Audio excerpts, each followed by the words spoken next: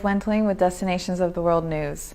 We're here in Dubai with Ivanka Trump, founder and operator of the Trump Hotel Collection. Hi Ivanka, how are you? I'm well, thank you. Great, welcome to Dubai. Thank you, I'm glad to be here.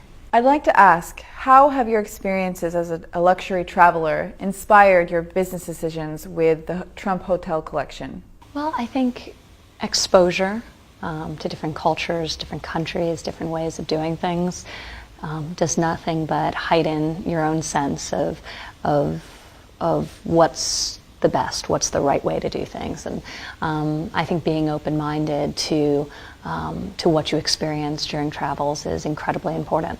Every time I travel, I learn something. I see something different, and I get inspired. So I think it's really core to our hotel company to be highly contextual in terms of each of our properties, to be incredibly sensitive to the cultures in which we're building them, and to make sure that we're responsive to what people in those markets want from a luxury experience. So there's a standardized high quality, and there's an expectation of excellence, but each of the assets feels very intrinsically right within the context of the local market it's built in.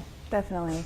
And is there a specific trip or experience that you had that you could speak about that's... Oh, so many. When I come here as well, I mean, Dubai is incredible in that it inspires you to be bold. You know, buildings are taller, they're shinier, they're more exciting. There's an energy here. Yeah, but it really, you know, people here are very passionate. They have high expectations. They have bold visions. Really, the only limiting factors are gravity and imagination. So that's a great environment in which to build. Could you tell us a little bit about the up-and-coming hotel in Baku, Azerbaijan, and why you decided to invest in that region? Yes, so we have a Hotel Trump International Hotel Baku that's going to be opening in the fall of this year. So we're very excited about that. It's been a wonderful market. There's a huge opportunity to develop a truly luxury property for that particular city and in that particular market. We are going to have incredible meeting and banquet facilities because it's something that currently is absent in Baku, and there's so many business travelers who are coming through for conferences and for meetings, and we're going to strongly be targeting them, as well as obviously the transient guest who's going to Baku to visit, and for sporting events, obviously like the one that's upcoming.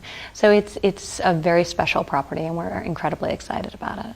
Will the new hotel exude a sense of place, or will it be similar to an American Trump hotel like Chicago or New York City?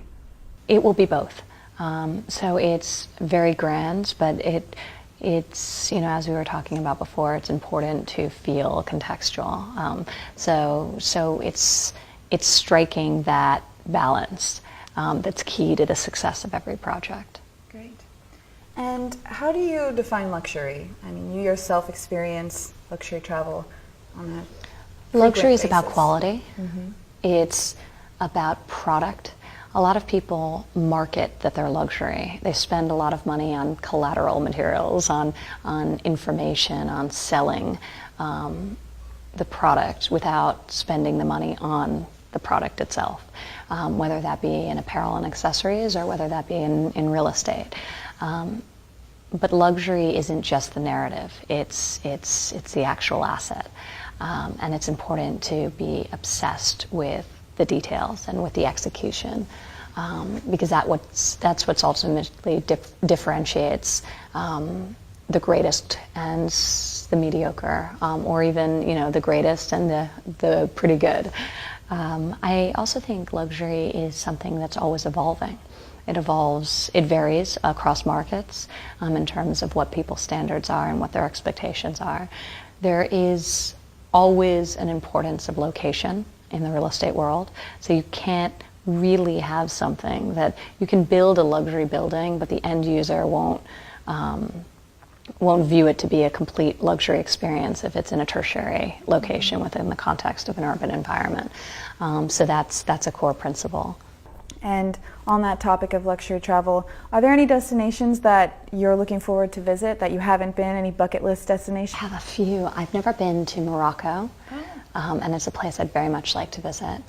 I've never been to the pyramids, and I've been to Egypt, but not as a tourist, so that's something that I'd very much like to do. And there are several places in South America I'd love to visit as well. So You could do a North African trip. Maybe. yes, I'd love that. Absolutely. Go down to South America. What other destinations are you excited about opening up in 2015 and the years to come? We have a very big year coming up, so we're opening Baku in the fall. We're going to be opening an unbelievable hotel in Rio de Janeiro in the early spring of 2016, right on the waterfront. It's spectacular. We're opening a hotel in Vancouver, Canada, in the late spring of 2016. We're opening Trump, DC, in Washington, right on Pennsylvania Avenue, in the summer of 2016. So we have a busy 8 months ahead. That's exciting. Thank you so much for joining us, Ivanka. Thank you. Take care. Thanks for taking the time. And for more essential travel intelligence, please follow us on dotwnews.com.